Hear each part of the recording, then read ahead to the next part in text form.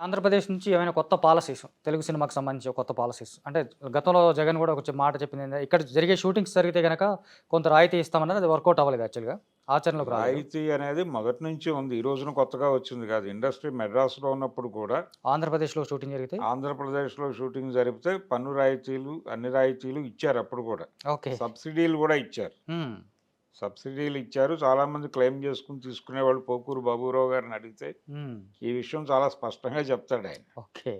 ఎందుకంటే ఆయన ఎంత పర్సంటేజ్ ఆంధ్రాలో తీయాలో అంత పర్సంటేజ్ ఆయన ఆంధ్రాలో తీసేవాడు. సబ్సిడీ వరకు సబ్సిడీ కోసం. ఓకే. ఇంత తీయాలి అనుకుంటే అంత తీసి వాళ్ళకి చూపించేవాడు. ఓకే.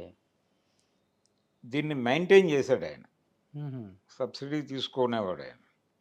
సో ఇలా కొంతమంది నిర్మాతలు దాని మీద వర్కౌట్ చేసేవాళ్ళు బడ్జెట్ని. ఇప్పుడు హైదరాబాద్ వచ్చినా కూడా అది అది నడిచిందా? ఏది ఇండస్ట్రీ హైదరాబాద్ వచ్చిన తర్వాత కూడా వచ్చిన తర్వాత లేదు ఇక. ఓకే. ఇక ఇప్పుడు మళ్ళీ ఆంధ్రాలో షూటింగులు చేసుకుంటే లొకేషన్ ఫ్రీ అన్నాడు కదా జగన్ కూడా. జగన్ అన్నాడు. అవును.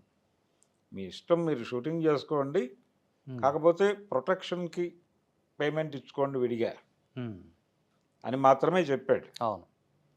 ఆయన ఘర్షణ కూడా ఎవరితో, పొలిటికల్ ఏరియాలో ఉన్నటువంటి వాళ్ళతోనే ఘర్షణ పడ్డాడు. పవన్ కళ్యాణ్తోనూ అలాగే బాలకృష్ణతో కూడా అది ఉంది, కానీ బాలకృష్ణ ఎప్పుడు దాన్ని ఘర్షణాత్మక వైఖరిగా తీసుకోలేదు. అవును. తీసుకోకుండా తన సినిమా ఏ పద్ధతిలో రిలీజ్ అయినా ఆయన పెద్దగా ఇన్వాల్వ్ అయ్యేవాడు కాదు. సినిమాల విషయంలో ఎప్పుడు బాలకృష్ణ కమెంట్స్ లేవు, పెద్దగా చేయలేదు. పొలిటికల్ కమెంట్, దాన్ని పొలిటికల్ చేయాల, పొలిటికలైజ్ చేసే ప్రయత్నం చేయలేదు. పవన్ కళ్యాణ్ చేశాడు. పవన్ కళ్యాణ్కి సంబంధించి వాళ్ళు కూడా కాన్షియస్గా ఉన్నారు. అయితే ఈ టిక్కెట్ల వివాదం ఇవి జరిగినప్పుడు తెలుగుదేశం పార్టీ నుంచి చంద్రబాబు నాయుడు గారే ఆ మాట అన్నాడు. సినిమా వాళ్ళను కూడా ఏడిపిస్తున్నాడు ఈయన అన్నాడు.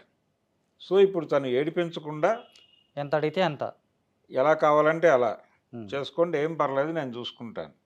ఆ రకంగా ఫస్ట్ బెనిఫిట్ అవబోయే సినిమా కల్కి, అంతేనా?